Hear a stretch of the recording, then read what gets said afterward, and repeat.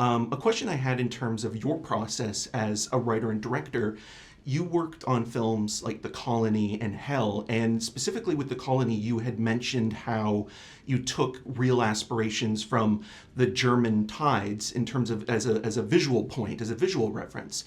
I'm curious how your process changes, or if it doesn't, in terms of working with something that is historically, in truth and tragedy. That's a good question. Well, I'm glad that you're so familiar with my work. And the inspirations that I got from this, yeah. And in this case, it was completely different because, as you said, it was quite a switch for me.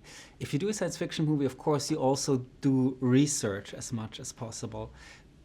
But you do it also to get ideas, right? If you want to tell us a movie in the future. And this is a movie about something that happened in the past that unfortunately also is still very relevant today. And it was a big tragedy. So if approaching a subject like this, you do a different kind of research, even try to go more into deeper.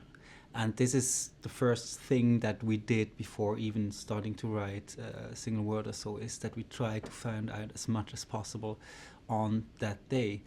And you mentioned that for my previous movies, for example, the German tidelands were an inspiration.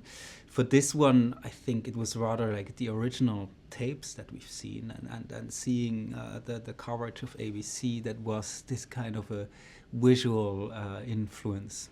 Also. Did that also change your approach to the perspective of the film? Because in previous interviews, you have mentioned how you might have had multiple perspectives on the story and yes. sort of streamlining it into broadcasting. Yeah, it was quite early that we realized how important the media was on that day, and this is something that we found really interesting, especially also relevant for today's world. So it was good that we had that broader research on what happened on that day. For example, we also had access to police files that weren't that the public couldn't have access to before, and we knew quite precisely what happened on that day. And then we could go deeper and deeper into the media perspective and start to research on what this crew experienced on that day.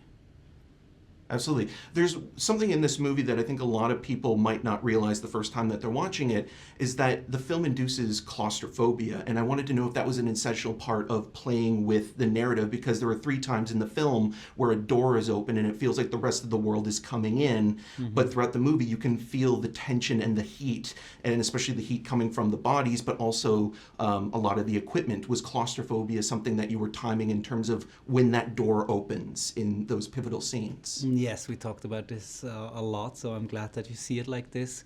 We wanted to have that feeling. Everybody who's ever been in a TV studio, they can feel really dark and claustrophobic, and it's that we wanted to have that energy there. For example, a thing that you often do on movie sets, you have moving walls, right? So that you can make some more space for the camera, so to get that shot more nicely or whatever. This we didn't want at all. I wanted the opposite. I wanted to feel really claustrophobic, and we wanted to be in that tight space with the camera, because that's what we learned from our research, how it felt for these people also when they were there. Absolutely. Well, I have to wrap with you, but Tim, thank you so much for taking the time to talk to me. Thanks. And it was really lovely getting to see your film, and thank you so much. Thank you very much. Thanks.